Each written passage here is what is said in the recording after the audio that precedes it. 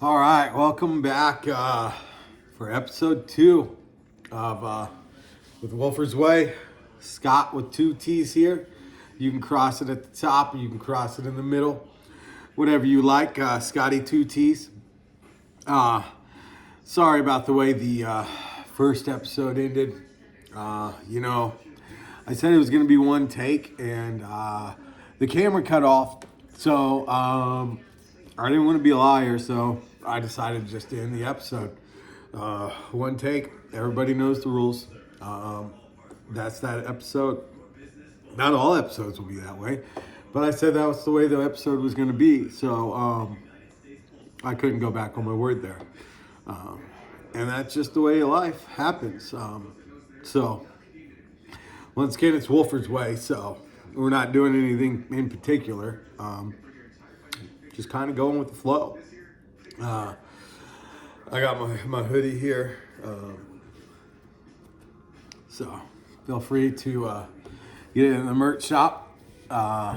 It's not up yet, but tell you what, it'll be up soon. I'm still figuring that out. But yeah, we're here for an exciting episode today. What we're going to discuss, we're going to discuss 3 things. 1, our journey to the top. 2, I'm going to talk about the Chiefs.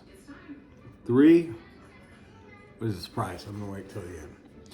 So, I've got a plan here with Wolfer's Way and how we're going to make it to the top.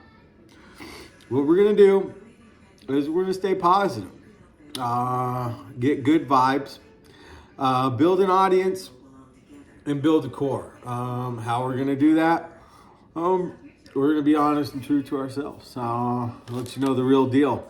The opinion of the people, just a normal guy, being you, not one of these other people. We're going to analyze some things. What are we going to analyze? Everything. Everything in the world we will analyze. Because, it's all about perspective. Because you can really look at anything at a negative or a positive.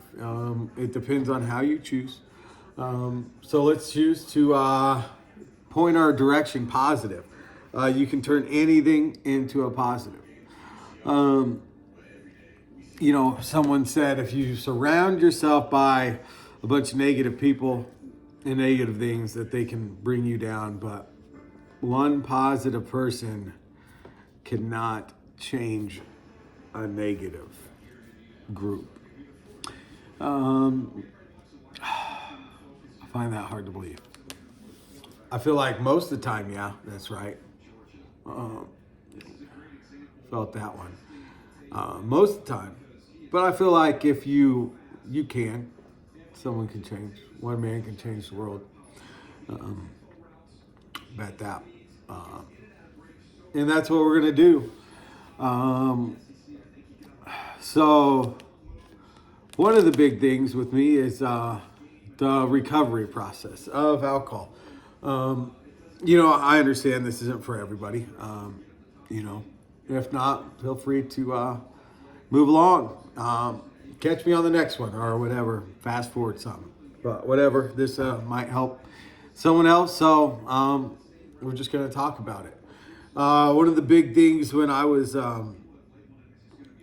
first stopped drinking is I had to adapt or learn how to be sociable again. And I think it really did.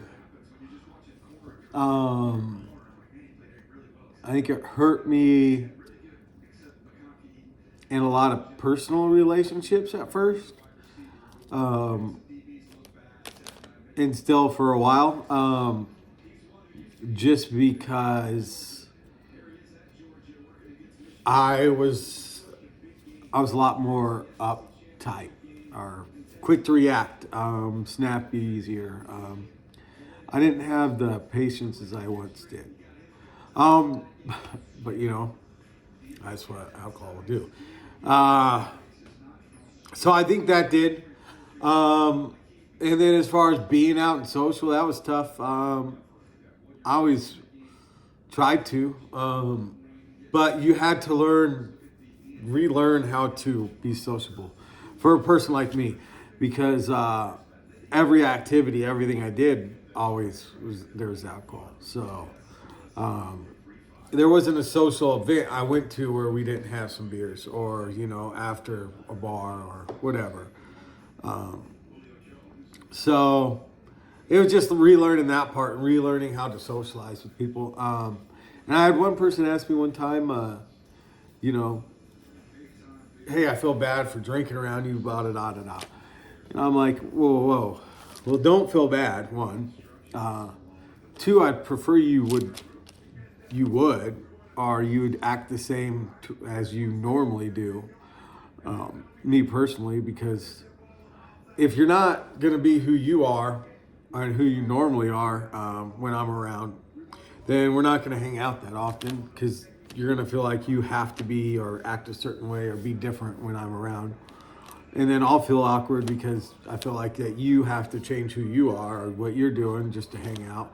And so then we're just both feeling awkward, and it's just, so for me, that's just me, but that's other people have their other ways. Other people can't be around it. I've never once had an issue. Like I said, I would prefer it. It makes me more comfortable that knowing that I'm not affecting other people on the way that they are. Because then you're carrying like a burden or something that because you can't, other people can't. And I'd love to drink still, but it's just life. Life happens, and you just move on, and you don't do it. It was funny because I heard somebody, I was watching a thing, and a guy was talking about how he only works out to drink. And I'm not hating on or anything. I mean, if I ever was at a point where I could do anything, I'd still drink. But it's not, so I don't. It is what it is. So I'm not judging the guy, but it was funny because he said he wasn't an alcoholic, but then he goes on to say how he's living a certain way and doing certain things so he could always drink something or do something. That's an addiction if you are changing the way, doing certain things in your life so you can accommodate and do something. There's nothing, there's nothing wrong with it. But to say you don't have an addiction, I have addiction, I have an addiction personality, but that's life. How do you guys like my hat? Shout out Scottsdale. So yeah, that's just part of that story. So it's all different for other people. I know there's certain people that can't be around it because they'll want to drink. But I don't have a desire. But it's crazy because I have a desire all the time. But I don't have the urge, It's kind of hard to describe. It's pretty wild. My cousin once told me it was a miracle. It's true. People that do things for a certain period in their lifetime and go for a long time and have to stop. I don't know. Or maybe I'm not, who knows. But I would like to say I'm Mr. Peace, Alyssa. Yeah. So, if you have any issues or problems, feel free to shout me out, give me a call. Whatever you need, I'm here to talk about it. And, also with that being said, don't not hang out with me because you're drinking, because I still want to have fun. And drinking's a great time. I would if I could, but my liver says I can't. So, but I still like to be involved to a certain extent. I'm still, you know, there was a period where I didn't really go. I was working on, you know, things of getting better because you got to figure things out with yourself. After all this stuff, yeah. But that's one of the parts of my life. And something that maybe I can help other people out with too. So that's a big thing. And that's why we're bringing it up in episode 2. And that's just the way we're going to rise to the top is with the same thing is we get past that. We can do whatever we want, really. We got a lot of opportunities out here. So can you. So can you. We all can. We all can. And, well, yeah, it feels good to be able to talk about. Because it's really nothing to be ashamed of. It is what it is. My liver's just weak. And maybe it's because I drank too much. Or whatever. I don't know. I was called that. I was that functioning alcoholic, so I did everything. I could do whatever. Had a great time. Yeah. But that's part of the life that we live, or that I'm living. And there's no going back. There's only going forward. So do I talk about it? Yeah. Do I talk about how I miss it? Yeah. Do I talk about how I can get by without it? Yeah. And then, you know, I'm not against anybody that does it. Because, you know, I would too. So let's go on to the Chiefs. The Chiefs, I was super proud of them. I mean, I called it from the beginning of the year. We're going to open up a box. I hope we get a Chiefs card. Why we talk about the Chiefs. So, I don't know what week it was. Cincinnati. We were playing Cincinnati. The Bengals. And I was talking to Mikey. Shout out Mikey. Best guy. Best bud. Long time friend since high school, or junior high. No, elementary school. We were talking about the Chiefs because we sit in the same row. And he said the Chiefs were going to lose to the Bengals that day. I said, we're not going to lose anymore. I don't think you know what you're talking about. And he said, I hope you're right. He said, we're going to the ship. There's nobody that can stop us. We talked about at the end of the season, I wanted to pick up a defensive lineman, you know, just in case somebody got hurt. And everybody was like, we need a wide receiver. We need a wide receiver. Why do we need a wide receiver? Why would we bring in a wide receiver in this dynamic of the offense? Let's actually shut everybody else down. Let's limit everybody and play who's going to catch the ball and limit. That's just the way we're going to do it. We watched Tom Brady do it. We watched Peyton Manning do it. We watched tons of quarterbacks in the past, the greats. They limit who they have, and those players go and make plays. Julian Edelman, all of them. When Tom Brady had him, and he was just the only guy, he was balling. And then he made a name for himself. And that's what they do. That's because they're great. And with our defense, what happened? We shut them out. Nobody could stop us. Pat Mahomes couldn't be stopped.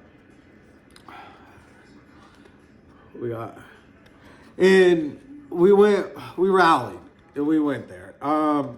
It was sad, though. Ooh, we got Dwayne Williams. Though, because I've been to I watched every game in the playoffs at home, or at Arrowhead. So, this is the first time in 7-something years. Well, I happened to get not only did I get a kidney stone, but I got pneumonia and bronchitis. So I couldn't go to the Chiefs-Dolphins game. I had to watch all the playoffs from home. But we won the Super Bowl. So in the end, was it worth it? Yeah, it was. Yeah, it was. I like to say it's probably because of me. You know, maybe not. 50-50. Oh, another good one. But, yeah. And then the Super Bowl. Man, I went live and had no idea. I just lost. I'm still learning all this stuff. I don't know how much hours of video that I've just recorded that I've just lost. So, to anybody new, try not to lose as much video as me. I lost a lot. But I think I still have some good footage. I just turned it into, I work with Kyle, shout out Kyle, to do some editing on the footage. But a lot of the footage just was gone, and I was disappointed. But I did get some good stuff. San Francisco, 49ers fans, there's tons of them out there. Go fight 49ers, you know. That's all I can say. I was saying it all trip long. It was great. You know, you really get their attention when you say go 49ers and you got all Chiefs gear on in the camera. So you get a lot of good opinions. And they all seem to not be afraid of one man for some reason. I don't know why they seem not Baker. Shout out Baker Mayfield. I was a big OU fan. Yeah, for some reason nobody was afraid of Patrick Mahomes. And it was wild to me. It was just wild. How many... So many people were just not afraid of Patrick Mahomes. I said, you know, he's going to break your heart. He's going to break your heart again. And you come back, he's going to break your heart again. Like, he's just playing with you. It's just all for TV. I told him this. They didn't believe me. I don't know why they were not afraid of Patrick Mahomes. Like, he's a man. You can't... It's, dude was just going wild. Patrick Mahomes, just normal. He's not at blah, blah, blah. He ain't going to do this. I ain't afraid of him. And I said, he's going to come, wait, and break your heart. At halftime, I said, he's got you right in position. You guys think you're going to win right now. You think you're going to win. You feel good right now. I was like, I feel bad for you. I just want you to know. And then he went down at the last drive, and before I could turn around, I didn't see a single 49er fan. They were gone. They were gone. But, you know, I understand. What would you do for a Klondike bar? I don't know.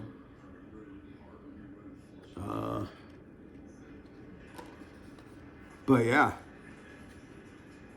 it's wild how the disrespect they had for Mahomes. But you know, maybe they'll learn. Maybe they think different now. I said this generation is gonna hate the Chiefs more than they hate Dallas from before, because you're not even gonna win at a Super Bowl. You're not gonna be able to get any. Nothing. This is Mahomes' time. Mahomes is here just shining. So, we got last pack magic. So, yeah, that's what I got to say about that. Rashid Rice, he's going to be top 10 receiver next year. There's no doubt about it. I just don't see little Dak Prescott.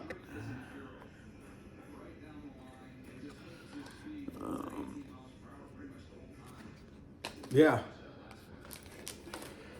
So I think Chiefs go draft a receiver. Do something else, whatever they need to do. To be honest.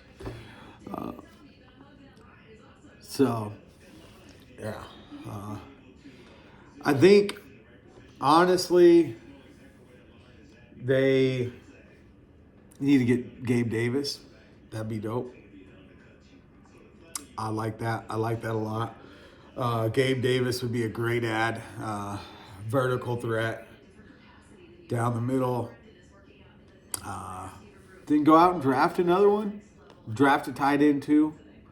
You know what's crazy? I was looking at the Christian McCaffrey trade that Carolina did. Right? They got a second, third, like fourth, fifth round pick, and another second or something. With their second and third round pick, they drafted 2 tight ends. What are you doing? What? Let that soak in. Hey, you just don't. But anyway, in other news, we're going to go on to the third thing. We're going to try and do an episode, at least an episode. We're going to do an episode a week. I'm going to try and do maybe a couple episodes a week. Maybe even once a day. I'm not sure. I got to get the editing team out. Figure out how long that takes. Figure out topics to talk about. Different things to discuss. So I'd like you to comment below and let me know something that you would like to talk about, whether or not we go live or not. Also, just different subjects or something else to bring up, or what we discussed today. Let's talk about it. I'm out.